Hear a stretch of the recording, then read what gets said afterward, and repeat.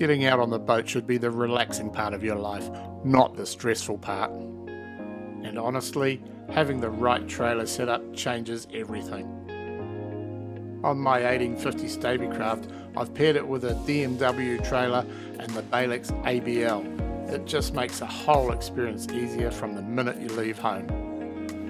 Towing feels smooth and balanced, and when you hit the ramp, there's no rushing around trying to launch the boat. Back down, hit the Balex, and the boat comes off clean and controlled. And it's the same when you retrieve your boat at the end of the day.